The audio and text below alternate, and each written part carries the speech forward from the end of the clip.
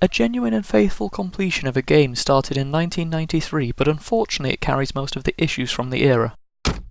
1993 was a simpler time for gaming, but one game never made it past then due to a series of disagreements between the development team. This title has been sat in the wings for 23 years, but eventually the moss was pushed back and it was dragged from its cold grave by a small development team called Modesty. The story is pretty simple. There's a bunch of bad guys who stole a powerful and useful tool which enabled them to terraform planets and build a powerful army threatening the universe, and you must steal this space machine back. The game itself is a very traditional side-scrolling shmup bullet hell game, reminiscent of R-Type and understandably so given that it's practically a long-lost cousin to many of the well-remembered games of that generation. From a gameplay point of view, if you've ever played a game like this, you already know what you're getting yourself into.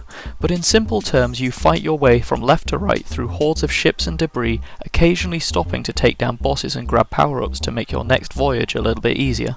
It starts off fairly difficult as you have very limited firepower and a tiny shield to hide behind, and as the game progresses you can buy bigger and better ships, various and more powerful weaponry, and upgrade them accordingly. As somebody who doesn't play this kind of game particularly often, it can make for quite a rough introduction and can be off-putting, but once you get over the initial hurdle and the controls become a little bit smoother, it is very entertaining. There are quite a large number of ships to choose from to begin with, but this is entirely to help identify players, as you can also play the game 4-player local co-op, and the ships are only visually different.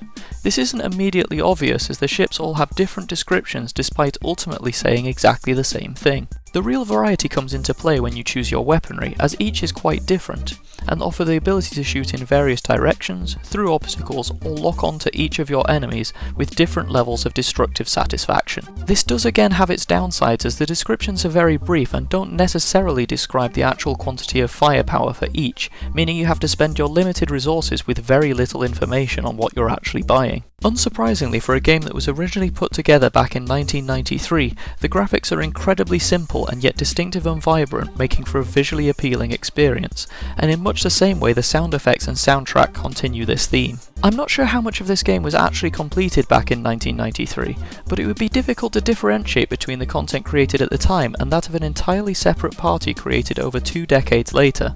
There isn't a clear split that has been seen in other games with long development cycles previously. The game is relatively short, consisting of only 13 levels, admittedly with a couple of secret levels on top of that, but even so this only amounts to a couple of hours of content, even with the difficulty slowing you down. There is a small amount of replayability available for those that want to experiment with the different weapon types and try combining them to make the ultimate ship of death. It is incredibly faithful, and the goal to produce a classic shmup, including warts and all, has been undoubtedly achieved.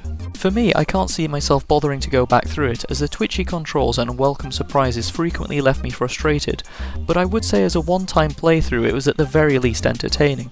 In many ways it just made me want to play Raptor, as I consider it to be a better all-round package.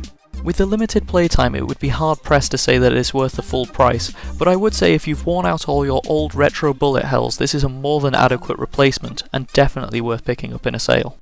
If you don't have the memories to back the experience up, it's very difficult to lose the comforts of modern gaming and not be frustrated by the inherent cruelty of retro games.